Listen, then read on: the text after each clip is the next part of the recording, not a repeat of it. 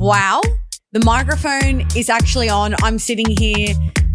The little red light of the camera's on. Everything's going. Guys, welcome to Mad Woman, the podcast. I'm your host, Domenica Calarco. I can't wait to take you on this journey with me. Let's get started.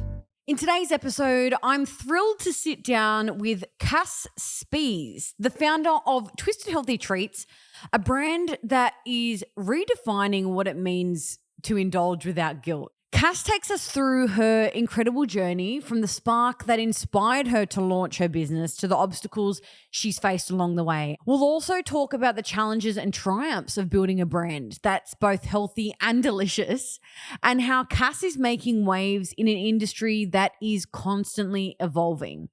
So grab yourself a twisted snack and let's dive in with Cass Spies of Twisted Healthy Treats. Cass Spies, welcome to Mad Woman, the podcast. Thank you. I'm super excited to be here. I can't wait to have our chat. This is really, really exciting. As a fan of Twisted, one of the biggest fans. One of the biggest fans. I feel like I'm always preaching about just how delicious and amazing the products are. This is really exciting that you've decided to join us here on Mad Woman because you have such an incredible story, and I think as a female entrepreneur that has gone through it to get to where you are here today, and we're sitting in your incredible warehouse here in Southwest Sydney, and I think this is just testament to what a mad woman I actually am. Yeah, and aren't we all? But I just love that you've done it, and you've done it with grace, and you've brought your family along for the journey. And yeah, that's what I want to chat today about, because I think, everyone sees the brand that you've created, and we all see it in Woolies and Coles, and it's now in Costco. And but who and where did this all come from? So that's really what I guess I want to get to the bottom of today, and get people to know who you are as a woman, as a mother, as an entrepreneur, as a CEO. You wear all of these hats, but really, who are you? So I think that's what we're going to get into today, and I'm really excited. Don't be nervous. I'm not sure who I am some days, so there you go. Well, look, as do I. And I think I just want to preface this by saying we've all had a bit of a morning this morning. Let's be transparent. I've cried about 3 times this morning. It's been one of those days. I think leading up to Christmas, it's the crazy period. If something's going to go wrong, it goes wrong. And you've kind of had the same thing happen. There's a few things that's happened in the warehouse, and it's like you've just got to pivot. You've got to overcome those challenges. But I guess let's just start at the start. What inspired you to start Twisted, and where did the initial idea come from? Because you really started this frozen yogurt craze way back before it became this thing that just, I don't know, I feel like it's taken over modern culture. Don't you agree? Oh, look, I think frozen yogurt's having a renaissance at the moment, which is really interesting, because back when we first started the business, which was 14 years ago, it was very much in vogue at that time as well. And I guess I've kind of lived through the highs and the lows of frozen yogurt, and really stayed true to what I believe is an incredible, healthy and delicious treat for everybody to enjoy. So I think it's really interesting for me at the moment, and sometimes a little bit heartbreaking, because people are very, very quick to say to me at the moment, "Oh, you should open stores. Why don't you do stores?" And I'm like, we did do stores. And I really, really, really loved my time in retail, but it's a very, very, very difficult way to make money. Yeah. You end up working for the shopping centres where you have locations, and it's a very, very difficult, I think, backdrop for that sort of quick service restaurant. You're dealing with big chains who have huge amounts of budget, marketing budget, NP, new product development, teams behind the scenes, and sort of as a startup, it's a very challenging environment. So what really inspired me to start the business was I had always wanted my own business, always. I am a food technologist. I'm a qualified food technologist. I've always dreamt of being an entrepreneur, and the thought of having a product that really resonated with who I was, a wellness product, something that I could share with my kids and my family, was something that just really lit my soul on fire, and that's why I started Twisted. Wow, that is so inspiring. Thank you for sharing that. I didn't know that you were a food technologist. Yeah. That is, I love that there was this creative need inside of you that you wanted to explore, and I think that is so amazing. And as a mother, as a wife, and doing all of this while you are wearing all of those hats, tell me about how hard that was. 14 years ago, you've got young children, you've got a husband, and wearing all of those hats, being a mother, a wife. What was the hardest part during that time when you were doing retail? And what was that transition like when you thought, okay, retail isn't exactly where my passion lies, but I still believe in frozen yogurt and the product that you've created? Look, I think the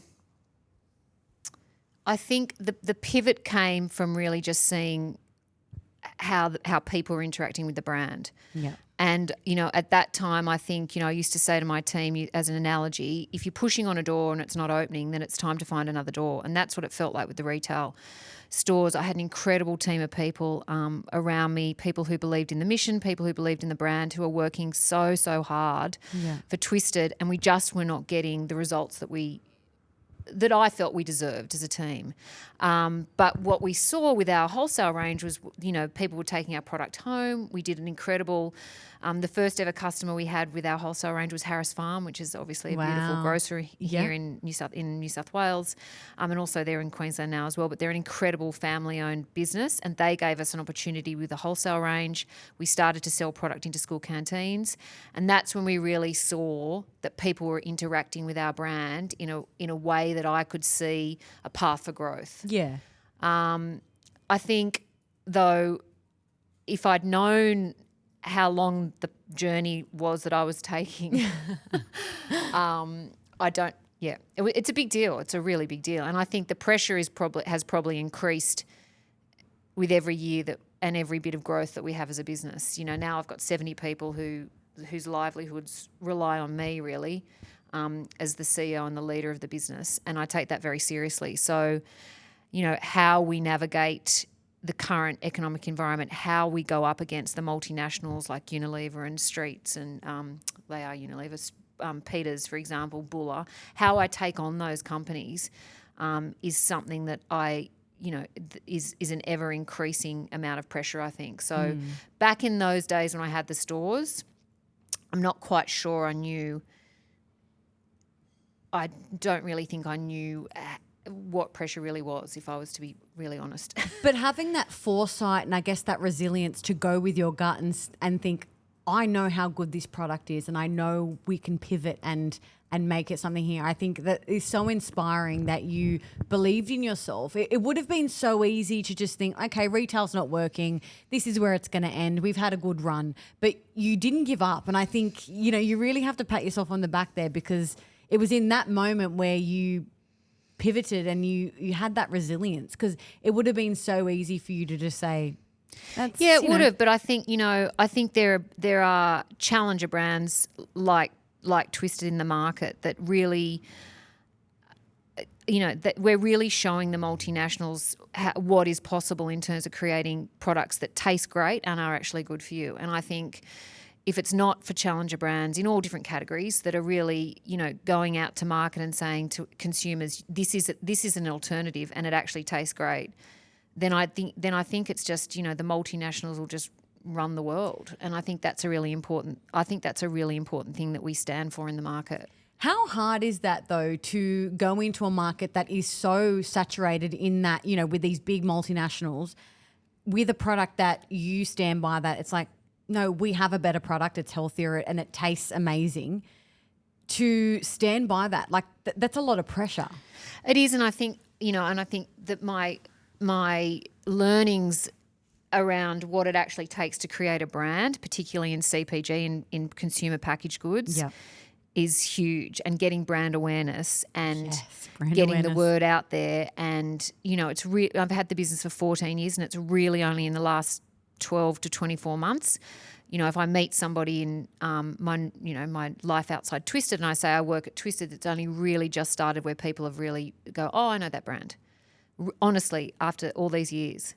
So it's a huge undertaking to to create a brand. I think in any category, you know, whether even as a podcaster, to start a brand is a huge undertaking. It is. It's, you know, you're laying it all out on the table, and I feel like everything's laid bare, and it's your soul at the center of everything. It really is. And I think, but at its core, if you don't do things with your heart and soul, I don't think it will succeed. I really truly believe that, and I do that with everything that I do, and I can tell that you do that here with Twisted, and just seeing how, you know, the team interacts and just the actual community and the family that you've, you know, created here. Speaking of family, you work with your husband. Yeah, I do. This is something that I really want to talk about because, you know, God, it's got to be hard, but it's also got to be amazing that you get to share those successes, the highs and the lows, with, you know, your husband, your life partner. So he joined the business 18 months ago. And look, I mean, I have to say it's probably the best thing we decided to do as a couple and as a family. I think, you know, Graham and I were best friends before we married and became life partners. So I think we have really sort of tapped into that deep relationship and respect that we have for each other, and we have very, very different roles. So, you know, I'm very much in that sort of new product, white space. What am I going to do to, you know, what are we going to bring to market? How do we speak to our customers? You know, how am I marketing? And he has brought, you know, a level of, I guess, maturity and understanding around numbers and how we really should be doing deals, and how we can actually grow the business sustainably from a financial perspective, but also from a capacity perspective, you know, upskilling the staff. I mean, it's been an incredible experience. I mean, I think our children get annoyed because we talk about it a lot, but it's been very, very rewarding. And I think being on this twisted journey without him, he never truly understood the intricacies of the business until he became part of the business. And I think that's probably the thing that has really been the big game changer in our relationship as well. Yeah. Being a female entrepreneur and obviously being a CEO and your husband coming into the company 18 months ago, have you ever faced challenges not experienced by your male counterparts, or, you know, have you heard stories of, you know, and then I guess kind of thinking about how you were treated in certain situations? 100%, without a doubt. I mean, this is still Australia. It's a very, very patriarchal space. I work in manufacturing, dairy manufacturing, even deeper. Females in dairy manufacturing are like, you know, they're like hen's teeth. They're very, very, it's very, very rare to see a female in this space. And I think gaining the respect of, I guess, my counterparts globally in the ice cream space is probably something, you know, it's been a real challenge for all of us. And I do have quite a number of female members of my management team who, Em, who does all our logistics. You know, she's out there dukesing it up with, you know, 60-year-old white men who have been in the space for very many years. And so being taken seriously, ensuring that you are given the respect that you deserve for your commitment and understanding of a particular aspect like logistics, you know, is a real challenge that I would say Emily has faced.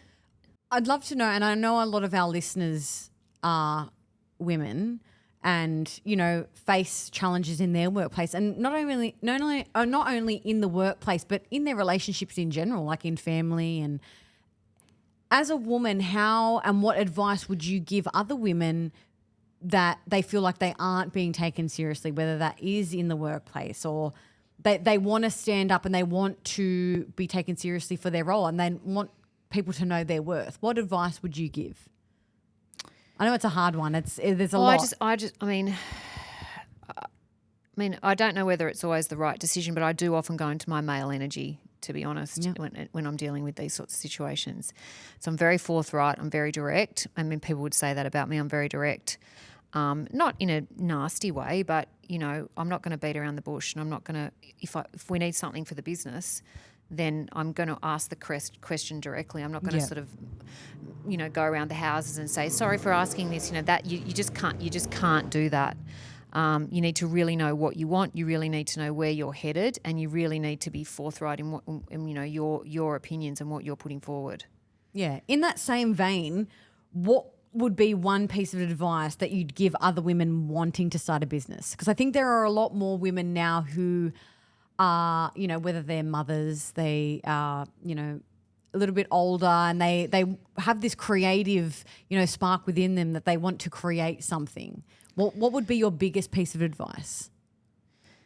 I would always say you should give it a go. Look, I'm still on the journey. My goodness, I'm not even nearly done with Twisted, but and sometimes I feel like I'm only just at the beginning of the journey, to be honest. But it's been an incredibly rewarding experience, and I'd like to think that I've been a role model for my children, particularly my daughter. Although she says she'd never start a business because she's seen how hard it is.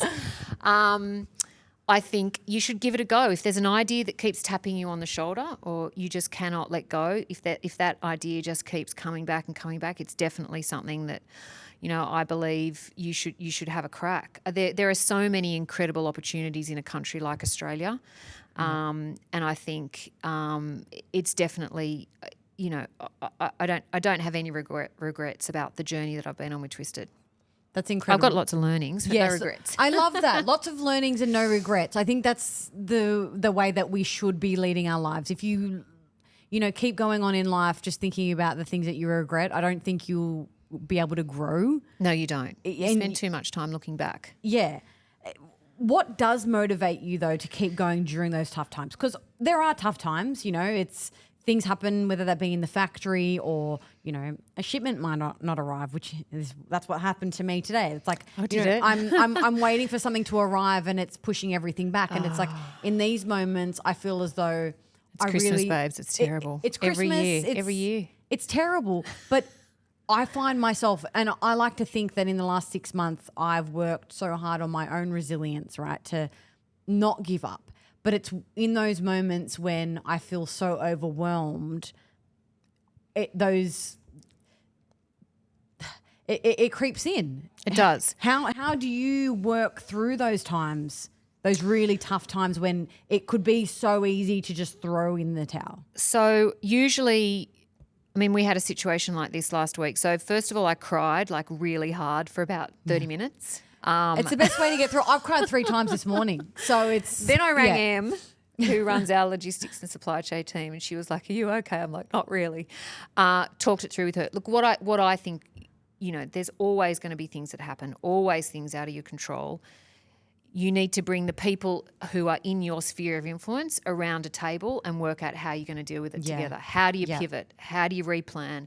How do you work out how to get through it? Because 9 times out of 10, it's out of your control. 9 times out of 10, there's nothing you can do. There's nothing you can do to make the boat go faster. There's nothing you can do to clear the wharf. There's nothing you can do. Yeah. So how do you deal with that as a team? And I think probably one of my biggest skills as a leader is the ability to pivot, and that is a really important thing in a business like mine that's growing and is a challenger brand. So if that's not working, what does work? And I think that's a really, really I think that's probably the difference between a business like ours and, some of the more established businesses is that I can change things very, very quickly. Okay. Because it's like you can make that decision, you can make that change straight away. It doesn't have to go through a chain of... Like even bring a new product to market. I could bring a new product. I've got a whole lot of products that I could turn around tomorrow and say, here's a product to the buyers at Coles and Woolies and Aldi. Here's a product. Would you like it? Whereas, the multinationals have got layers and layers. They've got teams and teams. They've got management. They've got to get sign-off. They've got to do this. And I think that's the ability as a challenger brand in any category, your ability to pivot, your ability to read the signs and hear what the customer is saying and react. I think that's a really important thing. Listening to the consumer is really important. And I love when I came in here last time, I said to you, how do you feel about putting like some kind of caramel swirl into the protein? And you gave me a wink and I thought, I know what's coming. That's all I needed to hear. But speaking of consumer, I think it's really interesting when you talk about the big wigs like Woolies and Coles. And I didn't know that, you create a new product, but it's like you have to bring it to them and go, hey, do you want to sell this? Is this something that you're interested in? How was that process of, your product's amazing. You've got to go to these big wigs, Woolies, Coles, and say, this is my product. I want you to sell it. This is why it's good and this is why I think you should have it on your shelves. What is that process like? I think as consumers, it is a really interesting insight to know about what happens, because we go into Woolies, we go into Coles and we just see all these products on the shelves, but we don't really know how they get there. Yeah. Look, I think the retailers in Australia do love challenger brands. They do love newness, and consumers also like they love to see innovation, particularly in a category like freezer. So, and all of the retailers in Australia have been very, very supportive of us as a brand and given us an opportunity, but it's brutal. So if something goes on the shelf and it doesn't sell, it gets deleted 12 months later. Yeah, wow. So, getting the spot on the shelf is really, maybe 5% of the magic. Wow. Getting it off the shelf and into consumers' shopping baskets, repeatedly, week in, week out, that's where the magic's at. And that's what takes the time, that's what takes the effort, that's the brand awareness, that's the speaking to consumer, that's the how do we afford to market our products to consumers when I don't have massive TVC budgets, or I can't do outdoor advertising, or how do I get into the psyche of the people that I want to sell to? And I think that's something that we are still learning. What's the best way that you found so far? I know that you utilize a lot in social media, and I think social media is very, very powerful. And it's one of the cheapest and the easiest ways to get direct to consumer. I know just in my personal life, right, I have people over, and obviously at the end of dinner, I'm like, we want something sweet. I open my drawer and I've got, an array of Twisted. And I actually had Ash and Jace, who are the founders of Sabi, who I've got a collaboration with coming out soon. And I showed them my beautiful freezer full. And it was in that moment, they tried the product, and then literally 3 days later, Ash sends me a photo of her at Woolies stocking up her trolley. Cute. And That's it's just so nice. I think it's that thing. It's just so easy. It's like people need to try it. They need to see the ingredients and just like how good the product is. Taste it. Look at the ingredients. Yeah, but you need to make sure every single product that goes out the door is the highest quality as well, because if you, in that moment, if you tried that product and there was something wrong with that particular and it didn't taste great, then you've lost that person for life. The other thing that I think is incredibly important is customer service. So if somebody complains, we always respond. If somebody, and people get shocked, and I think, I'm not sure if that's because some of the bigger some of the bigger food businesses don't do that, but if you can turn a customer who's complaining about your product around, you have a customer for life. And so customer service has to be at the centre of everything we do here. We are the only reason we're in business is because we have customers and because people are buying our product. Yeah. And so the respect that you give the people that are parting with their hard-earned money, particularly in this current environment where everybody's talking about cost of living, if somebody chooses to buy a Twisted product over some sort of other product in the freezer, we need to show respect to that person, and that really is at the centre of everything we do. I think that's just a testament to the fact that you've worked for 14 years to get to where you are, and at the heart of this business is the consumer, is the customer who is parting with their money, and absolutely, and so it should be. I guess they are giving their money for a product, and they deserve the respect. The respect they of do. that. That's the bottom line. They deserve the respect. They're choosing Twisted over all the other brands and all the other options and all the other categories. They're standing in the freezer buying our product, and we can't ever lose sight of that because we're not here without them.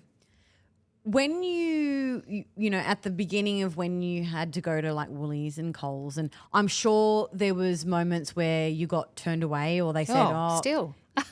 So this is something. Take this product next year. Oh, come on. This is something I'm really interested in, because how do you, going from having retail stores and thinking, okay, this consumer product is really amazing. I know it's strong. I know we've got something here. Going to these big wigs, being said, oh, yeah, no, not yet. How do you then find that resilience, that strength to be like, we got to keep going back. I know it's going to happen. It's just like, where do you find that strength? Because it could get to certain people. Like, I know it takes a certain person to do what you do, and I think you really do need to pat yourself on the back for that, because it would be so easy to just get, turned away or said that it's not good enough.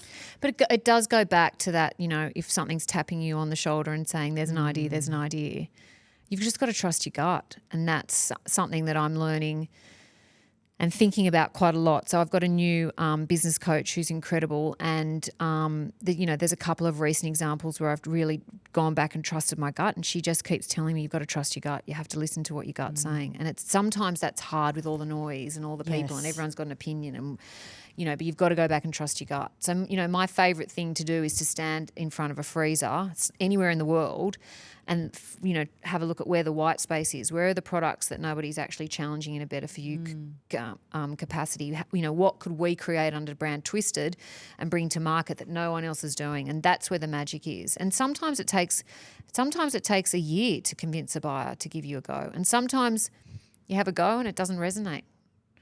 So it's really about the resilience to just keep going and really trust your gut. I've always been a believer of that, but I'm becoming more and more. The older I get, the more woo-woo I get about that. It's really about what you're feeling in your gut. You know what's right and wrong. It's something that I've really taken in my stride this year is like listen to your gut. I think your gut will never lie to you, and you've got to listen to that intuition and what your spirit and what your soul is telling you. Yes. It's guiding you. And I don't know how or why it happens, but I truly do believe in it. So I understand I do agree exactly with you. what you're saying there. But I commend you, because it would be disheartening. I mean, I know I'm such a perfectionist. I'm a Pisces, okay? I take everything to heart. If someone, if I get turned down, or if, something's in my head, I think it's not good enough, but that might not mean that, people don't think it's not good. Have you ever found yourself at a certain time in this progression of the business where you felt like you weren't good enough or you didn't think you could do it? What was that moment like, and how did you overcome that? Just fake it till you make it. That old statement, right? Just fake it till you make it? Yeah. Yeah. You just got to pretend in your head. Go in there, have a crack. If you know what your mission is, and your set of values are as a person, and make sure that they're aligned, I think it's a much easier it's a much easier ask to sort of stand there and fake it till you make it if you truly believe in your soul that you're on a mission and you know what mission you're on. I'm really happy that you brought up values, because earlier this year when I was in hospital, self-admitted, and values was something that they really ingrained in us in the ward. And it was like finding that North Star, finding what truly you believe in, what those core beliefs are, and what is going to guide you in life. And, I remember the first session that we sat down, and, I think I put family first. And the therapist said, okay, family, but that's other people. What about you? Like, what do you truly believe in? What are your core values? Obviously, family means a lot to me, but it was, like respect and, there were a few things that I guess at the end of the day came back to what I truly need in life to be fulfilled, and not that outward, I guess, satisfaction validation. Or people validation. Yeah. And authenticity is a big one for me. Yes, authenticity. Which is why as well, as much as I loved having the stores, it never felt that authentic. It was a very kind of mixed message. So we had frozen yogurt that was healthy, and we were selling like truckloads of sugar to put it on top. So as a brand, how did that really resonate in the market? And so I think that was something that I really struggled with originally when we first had the businesses. What do we really stand for at Twisted? Because we were saying one thing and doing another. Whereas now, when we're just all wholesale manufacturing, we can be very, very clear about where we stand in the market. We're always better for you. We're always all natural. We're always 100% Australian dairy. We're always gluten-free. We're always, creating products that taste great but they're better for you. So it's a much more authentic message, and I think that's something that is, authenticity is a huge thing for me as a person. Yeah.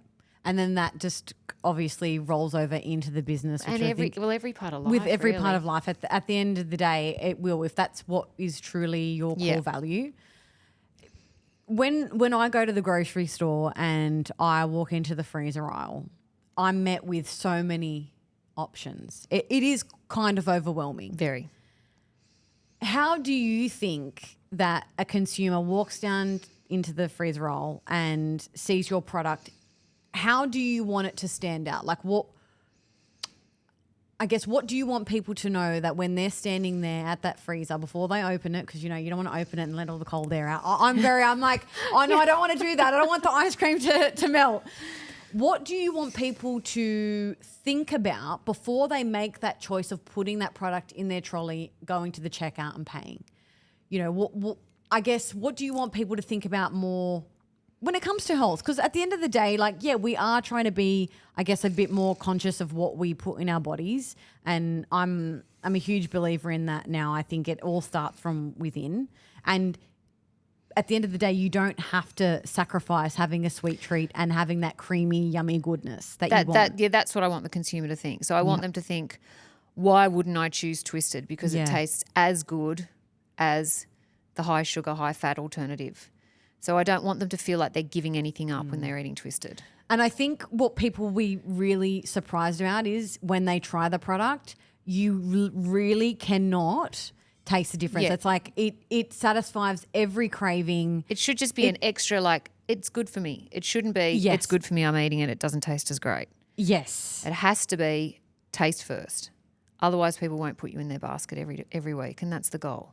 Yes. A health product that doesn't taste great will be something that it'll be a fad. Someone will eat it today and they'll think, don't want to do that tomorrow. And it has to be affordable.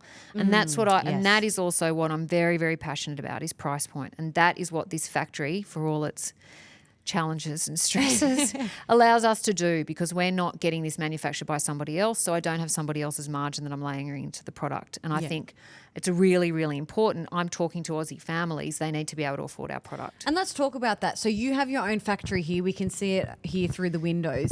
You've invested in your business and your product that you can actually manufacture everything here. You don't have those overheads of having to pay someone else to manufacture, right? Correct, yeah. We have 70 people here that work at Twisted day in, day out, making all our delicious products. So it gives us a lot of flexibility. It means we can bring new products to market quickly. It means we can make sure, we're controlling the quality.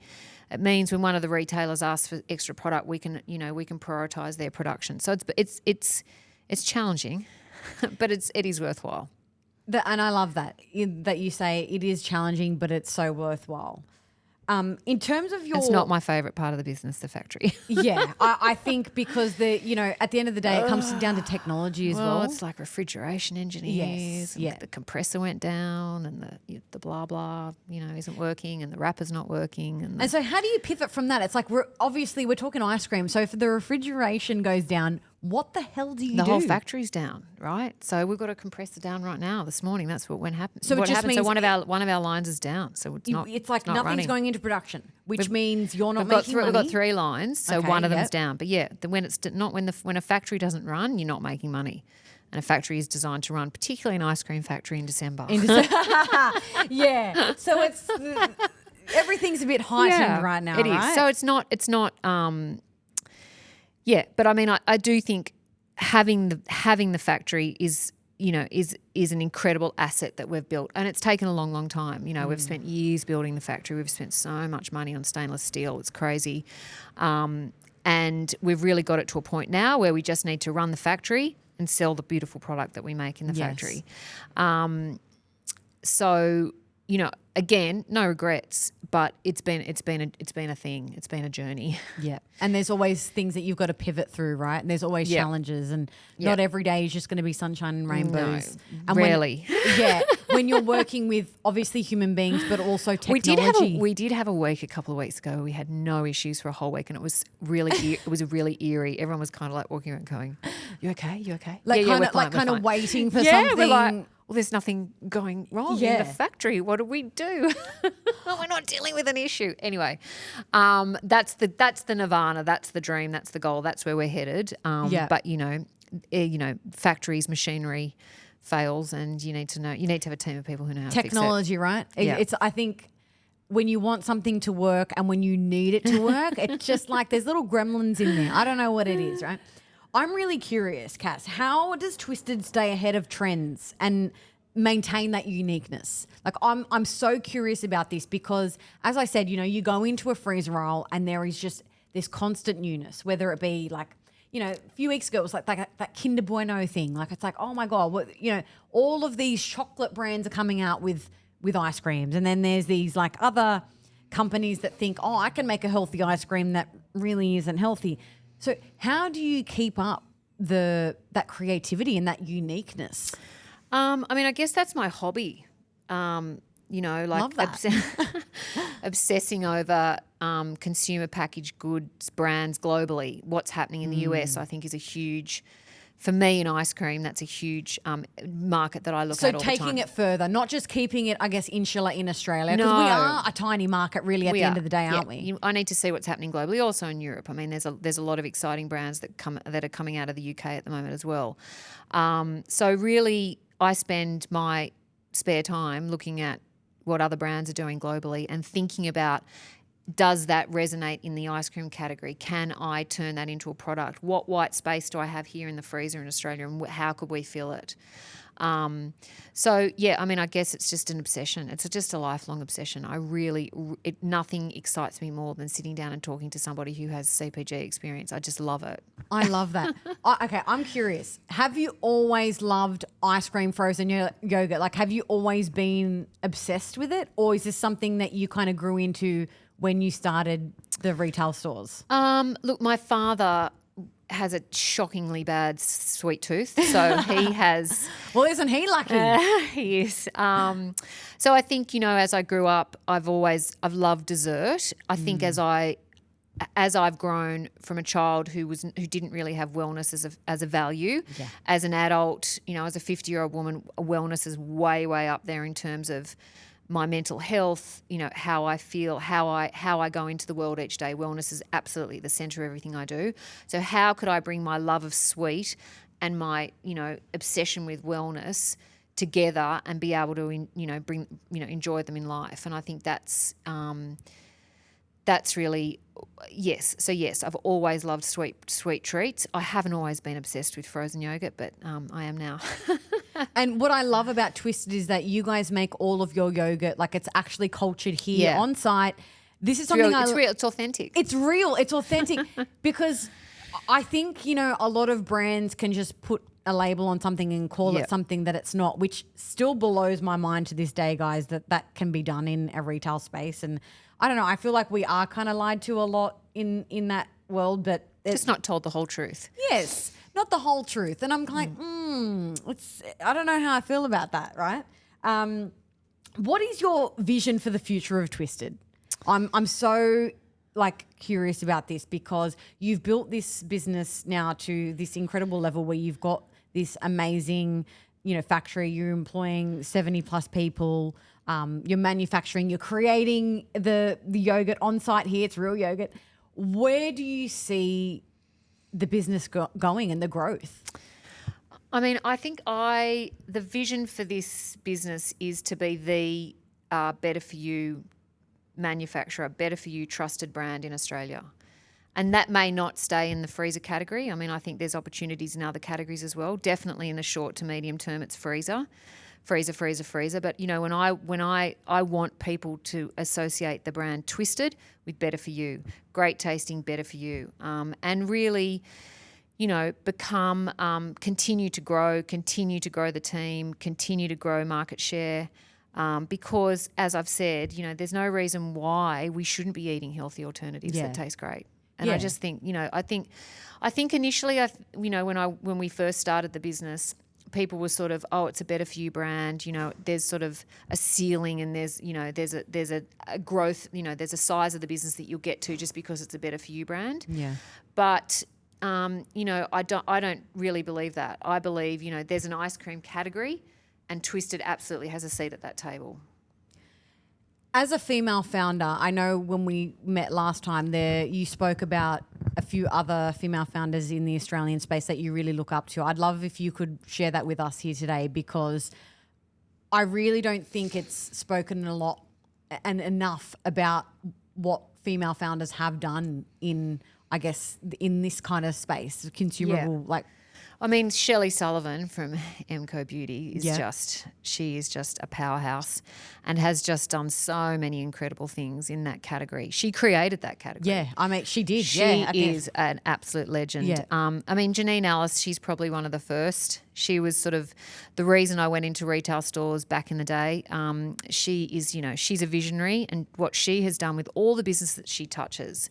And you don't see any of the day-to-day challenges that she's dealing with under the covers, but it's almost as if she touches everything she touches turns to gold. Yeah. I mean, I think there's so many. I mean, Jane Liu from Showpo, incredible. Yeah. There's so many cool women out there doing some really great things at the moment. I think, and then if I was to look at sort of overseas markets, there's an incredible woman who has an ice cream gelato cookie dough business called Catherine Bracken. She comes out of the UK. There's some incredible women all around the world doing some awesome things in this space. And I think the female aspect of that, brings with it a level of emotional intelligence and really dialing into what the consumers are looking for. And I think that's probably the magic. Yeah. And do you think that there is a growing recognition and celebration of female entrepreneurs in the Australian food and beverage sector in particular? Because I do think that it has been like very male, like beer and like muscle, or like I don't know. That's what I remember seeing a lot growing up of like men in that.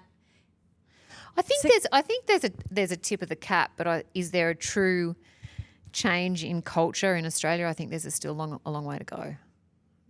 What are your hopes for that as a female founder, and for the hopes for the next generation of women who have ideas? They might be sitting at home and they're making their cookies, and they would, love one day that, they can be the next Carmen's, or like they can, be sitting on the shelf next to. I didn't say Carolyn Creswell from Carmen's. I mean, I love. She is also, a legend. What would I want for future generations to be taken seriously and not to have to prove yourself? And I think that's the difference. I think there's just a different energy in the room when a man enters the room, particularly in a negotiation, as opposed to a woman.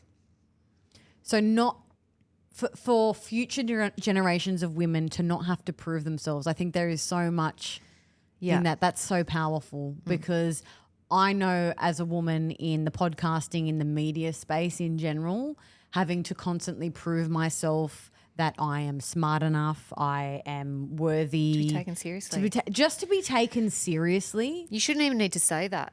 You shouldn't even need to say I'm smart enough. You can just finish the sentence at to be taken seriously. And there's so much in that sentence. And I think there's so much internalized misogyny that I don't even know that I have. That I've been influenced by not even knowing that it has. And I think back to like my school days of, even just seeing like my female teachers not getting taken seriously. More, it was like the men that were, had to be the leaders in that space. And I look back on that now as a female trying to, create my own businesses and grow, and how much of that internalized misogyny that I'm still trying to get out of. It's really quite scary. And I think my hope for future generations of women is just like you, that we don't have to. And the need that even we feel like when we enter a room and maybe there is men sitting at a table and you have to try and sell yourself to those men. I hope one day that women don't feel that they need to enter that room and automatically need to prove themselves to these men. Yeah. I think that would be, I think we're still a long way away from that. But I think that's the vision and the goal for everybody, right? That's the goal and the vision. But at least while we get there, we can be eating good for us ice cream and frozen yogurt. Yes. So Cass, thank you so much for coming on Mad Woman and having this open and honest chat.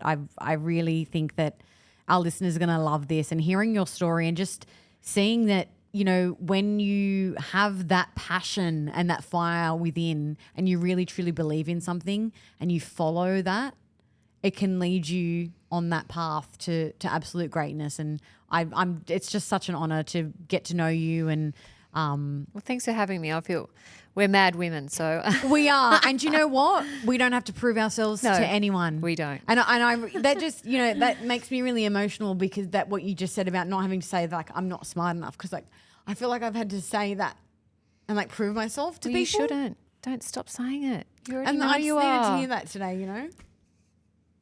You're And a this legend, is my, babes. This is my fourth time crying you're today. following- Do you know You're what I mean? following your heart and your passion. I And am- look at where it's taking you. It's And incredible. just as being like an overly emotional woman, it's like That's a bad okay. thing. No, it's not. But it's not.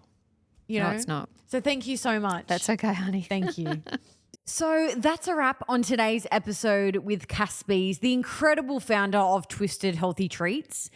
I hope you guys got a lot out of that chat, from overcoming challenges to building a brand that's as innovative as it is inspiring. Cass really does show what it means to be a trailblazer in business. I hope you walked away with some valuable insights on resilience, entrepreneurship, and the power of doing things your way, which is what we're all about here at Mad Woman. If you enjoyed today's conversation, don't forget to hit the follow button, leave us a review, and share this episode with anyone who could use a little inspiration. Thanks for tuning in to Mad Woman, the podcast, guys. Until next time, keep chasing your dreams and, of course, keep it twisted.